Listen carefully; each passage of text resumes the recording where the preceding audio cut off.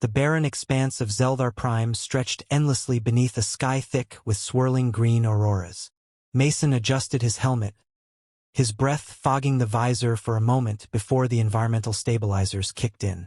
The atmosphere here was thin, just enough to scrape by with minimal augmentation. The air smelled of ozone and something faintly metallic, a reminder of the outpost's failing systems. "Remind me why we're here again?"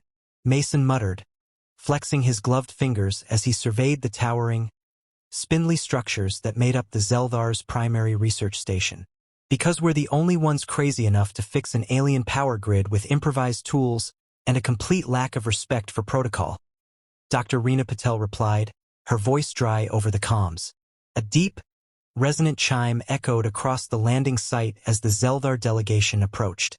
They moved in eerie synchronization, long limbs wrapped in ceremonial black robes that barely rustled despite the planet's weak winds. At their head stood Commander Valdar, his bioluminescent eyes flickering in deliberate pulses as he regarded the humans. "You arrive later than the allocated cycle," Valdar intoned, his voice a low hum that vibrated in Mason's chest. "Efficiency is paramount. Delays introduce unnecessary variables." Mason exchanged a glance with Patel. "Nice to meet you too," he said before extending a hand. "Mason Carter, Chief Engineer." Valdar ignored the gesture, his eyes narrowing. Beside him, another Zeldar shorter, with a slightly more flexible stance, tilted their head. "Subcommander Zelnor?" According to the brief Patel had forced Mason to skim on the way over. "You will follow our designated procedure precisely," Valdar continued, his gaze flicking between the humans. "Deviation is inefficient. Inefficiency is failure." "Not to worry," Patel said smoothly. "Our team is here to integrate with your protocols, while offering expertise on system malfunctions." Valdar seemed to consider this for a moment before turning sharply. "Follow." The interior of the research station was pristine in a way that made Mason uncomfortable. The walls were smooth, seamless, without so much as a panel out of place. It was as if the entire structure had grown from a single piece of material. No bolts, no seams, nothing that looked fixable. He resisted the urge to whistle. They were led into what had to be the control hub, a vast chamber dominated by a floating lattice of shifting energy, suspended in midair like a living equation. It pulsed in time with the station's power flow, except for one section, a dark, flickering void where something had clearly gone wrong. "There," Zelnor said, gesturing toward the anomaly. "The disruption spreads. If left unresolved, systemic collapse is inevitable." Mason studied the flickering void and immediately saw the issue. A cascading failure creeping like rot through the system. The Zeldar likely saw it as a mathematical puzzle, a breach in their perfect symmetry. He saw a tangled mess of electrical faults waiting to be patched. "All right," he said, rolling up his sleeves. "Let's get to work." Patel shot him a warning glance, but it was too late. Valdar's eyes pulsed dangerously. "You will adhere to protocol." Sure, Mason said absently, already pulling a diagnostic tool from his pack. "But protocol isn't going to fix this in time." The silence in the room thickened. The Zeldar didn't shift, didn't murmur amongst themselves. They simply stood, rigid as statues, processing what he'd just said. "It is not your place to determine the method," Valdar said at last, voice taut. Mason sighed. "Look, I get it. You have your way of doing things and it's worked for you so far. But this," he gestured toward the failure. "Your system's breaking down. If we do this by the book, we might not get ahead of it before the whole thing collapses." Zelnor stepped forward slightly. "You claim to have an alternative?" "Yeah," Mason said, crouching near the power conduit. "Back home, we have a saying, if it's stupid but it works, it ain't stupid. We adapt. We make things work with what we have." He pulled a roll of duct tape from his pack and grinned. "And we always have this." The reaction was immediate. A ripple of what Mason could only describe as offense passed through the Zeldar delegation. Valdar's voice dropped into a dangerous register. "You mock us." Mason blinked, then looked at Patel. "Did I?" Patel pinched the bridge of her nose. "Mason, Maybe don't introduce an advanced alien species to human engineering philosophy with duct tape? Zelnor, however, was watching closely. You claim this tool is part of your methodology? It's not just the tape, Mason said quickly, seeing an opportunity. It's the mindset. Humans solve problems by adapting. We don't always follow strict rules, because sometimes strict rules don't work. It's a human cultural thing. Valdar's expression was unreadable. I see. A long silence followed. Mason held his breath, waiting for the inevitable dismissal. Then, to his surprise, Zelnor inclined their heads slightly. Proceed, the subcommander said. Mason grinned. Now we're talking. As he got to work, he could feel Valdar's gaze boring into his back. He knew this wasn't over. Far from it. The Zeldar weren't just skeptical. They were watching, waiting for the humans to prove whether adaptability was brilliance or recklessness. Mason worked with practiced efficiency, his fingers moving over the exposed conduit as he calibrated his tools. The Zeldar's power lattice was unlike anything he'd seen before, less a network of wires and more an intricate web of energy flows, suspended between crystalline nodes. Every adjustment sent delicate ripples through the system, like disturbing the surface of a still pond. He could feel the eyes of the delegation on him, watching, waiting. Behind him, Patel shifted uneasily. She had spent years studying alien cultures, and even without explicit words, she could sense the tension mounting. Valdar stood rigid, his gaze cold, while Zelnor observed with careful curiosity. The difference between the two was stark. One represented unwavering adherence to structure. The other, a cautious openness to something new. Mason suspected he knew which of the two would be harder to win over. The degradation's spreading faster than we thought, Mason muttered. The original failure was probably caused by an overload, but it's cascading now. Your system compensates by redistributing power, but that only delays the inevitable. It's like trying to plug a leak by moving water somewhere else. It just finds another weak point. Our calculations predicted stability, Valdar said, his voice clipped.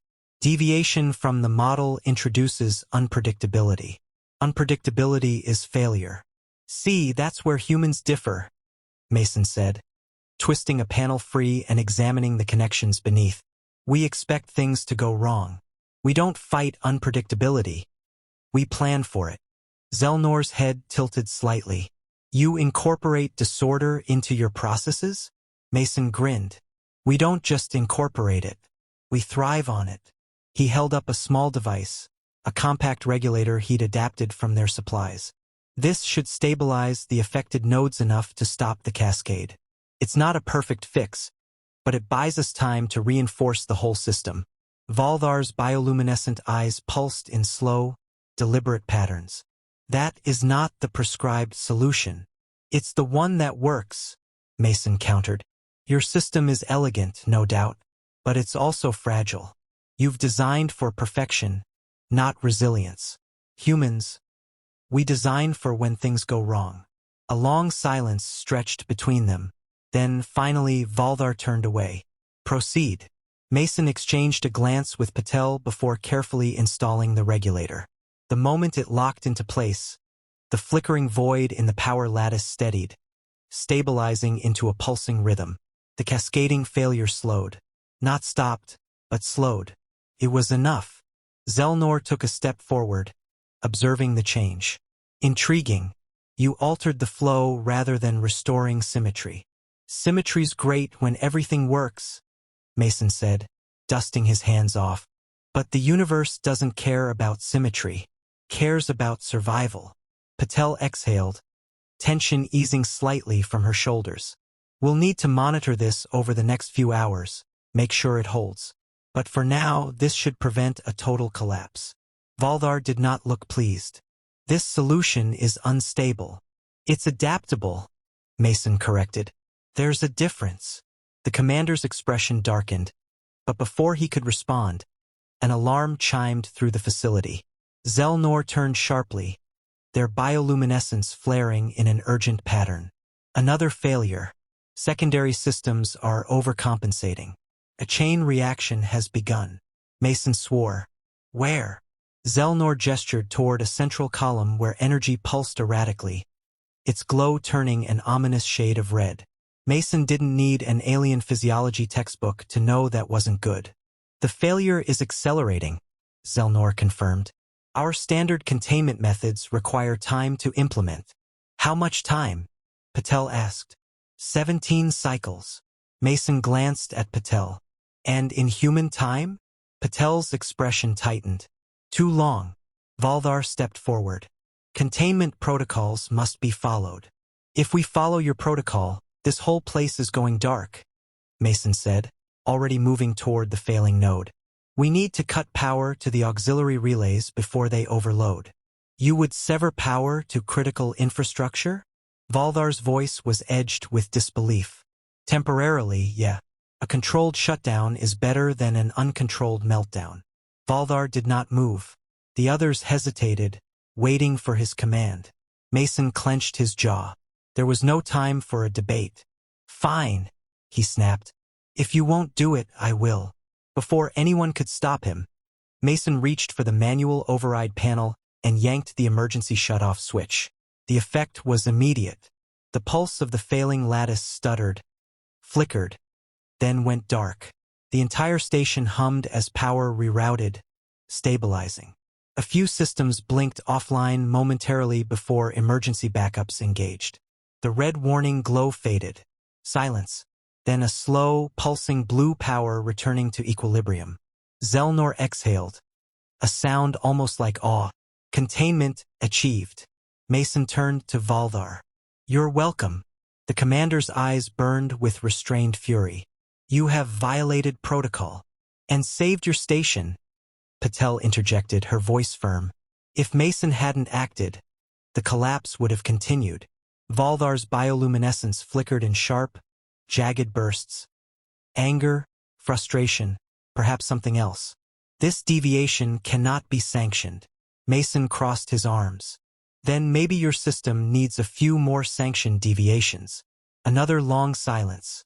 Then, finally, Valdar turned sharply and strode away, the other Zeldar following in rigid formation. Zelnor lingered, glancing at Mason with something bordering on curiosity. You risked much.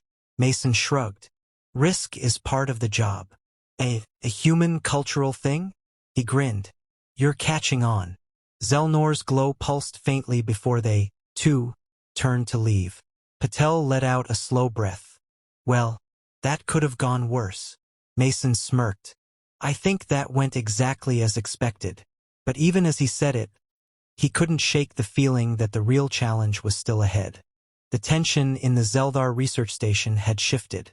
Not eased, not truly, but changed. Mason could feel it in the way the alien scientists moved around them now. Less wary avoidance, more measured observation. Zelnor had been particularly attentive, lingering near Patel during their post-stabilization assessments, asking careful questions in a way that seemed almost inquisitive. That alone was a shift. Valdar, however, remained cold, distant. Mason had seen men like him before, human or otherwise, leaders who had spent too long trusting in a system to question it, who saw improvisation as chaos rather than adaptation. Their earlier argument had left its mark, and while the station was still standing because of Mason's actions, it was clear Valdar considered that fact almost secondary to the insult of his authority being bypassed. So, do we talk about the space elephant in the room? Or do we pretend like we didn't just shake up an entire alien bureaucracy? Mason murmured as he and Patel worked on recalibrating the power grid. Patel sighed. Mason, could you not poke the already irritated commander? It's my cultural thing, he replied with a grin. Irritating authority figures is basically a human pastime. She shot him a look but didn't argue. Before she could say more, Zelnor approached. Their bioluminescence pulsed in a rhythmic pattern Mason was beginning to associate with cautious interest. You have restored stability, but the solution remains unorthodox. That's a polite way of putting it, Mason muttered. Patel shot him another look before answering. It was necessary. The power grid's instability was worsening. Adapting in the moment was the best course of action. Zelnor's gaze lingered on Mason. You did not hesitate. Didn't have time to, he replied, adjusting a calibration node. That's the thing about humans. We act fast when things go sideways. Sometimes it works, sometimes it doesn't. But waiting around to see if a bad situation might resolve itself? Not really our style. Zelnor considered this for a moment. You embrace disorder. Mason wiped a bit of sweat from his brow. We embrace survival. Something unreadable flickered through Zelnor's expression before they turned away, their robes gliding soundlessly across the floor. Mason exhaled, exchanging a glance with Patel. I think we just taught an alien the concept of thinking on their feet, he mused. Before she could respond, the station lights dimmed for a fraction of a second. Then again, Mason stiffened, his gaze snapping to the power relay. That's not good. Zelnor reacted instantly, their glow shifting to a sharper frequency. Another failure? Patel checked her readings. No. This isn't like before. The system isn't collapsing. The station rumbled. A deep, resonant vibration that wasn't mechanical failure. It was something external. Mason's stomach sank. Tell me you don't have earthquakes here. Zelnor's glow sharpened again. This is not seismic activity. Valdar entered the control room then, his presence commanding immediate attention. Anomaly detected in orbit, he announced, his tone clipped. Unidentified vessel. Mason frowned. Wait, you're saying someone else just showed up? Zelnor adjusted a display, and a holographic representation of Zeldar Prime's orbit flickered into view. A foreign ship loomed at the edge of their sensor range, dark, angular, predatory. Patel inhaled sharply. That's not one of ours. Mason studied the ship's silhouette, something uneasy curling in his gut. Who the hell are they? Zelnor's glow dimmed slightly. Unknown. No formal contact records exist. Valdar stepped forward. We will attempt communication.